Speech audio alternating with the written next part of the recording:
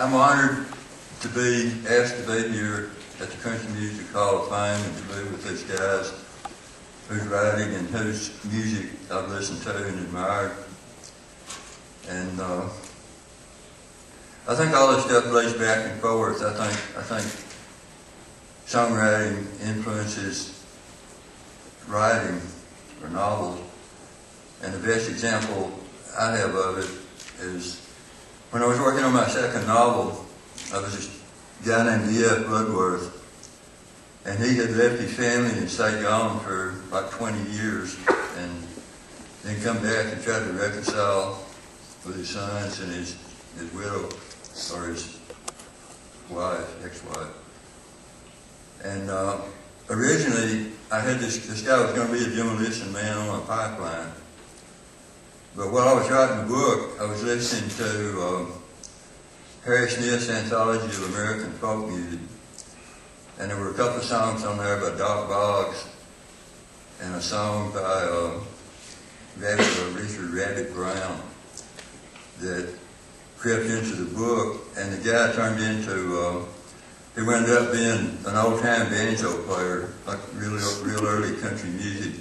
It was sort of a cross between Dave Macon and Doc Boggs. And the segment I'm going to read is sort of like where E.F. breaks into the music business.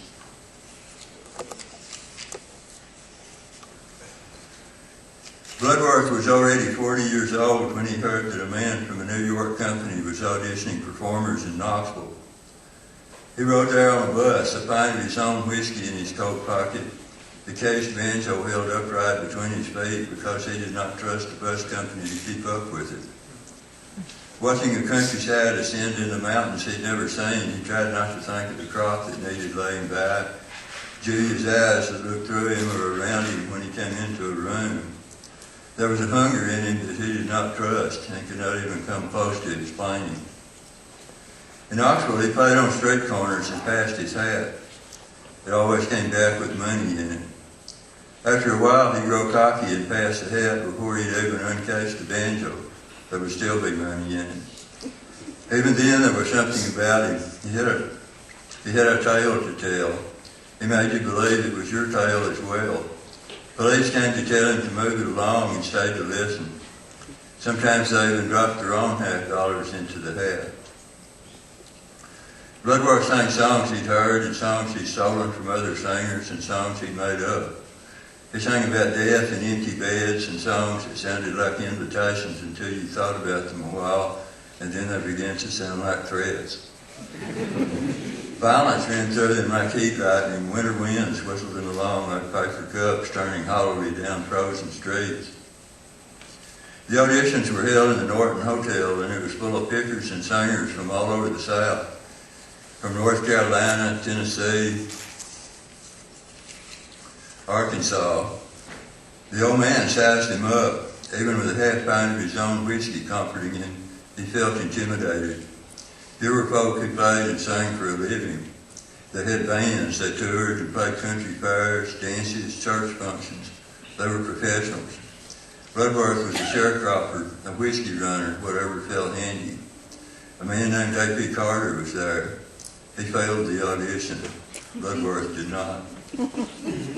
He rode a train to New York City and cut 8 sides, 478 RPM records. All the way to New York, what he wanted to do most in the world seemed to follow above him just out of reach. I can do this or I can do that, he thought. There seemed to be no way he could do them both. He seemed to be betting his life on the fall of the next card, and even if he won, he'd lose. The record company wanted more sides cut, but E.F. put them off. We'll see how these do, he said. He had the countryman's fear of being taken by these city slickers. He did not become famous, but the record sold well enough so that he was asked to cut 4 more. By then, he was part of a band called the Fruit Jar Drinkers, and they were touring the rural South in a Model A Ford. A fiddle player, a guitar player, Bloodworth, and his Gibson banjo. Playing little towns that were hardly more than a grocery store and a couple of churches, shotgun sharecropper shacks, red roads that did not seem to go anywhere anyone in his right man would want to be.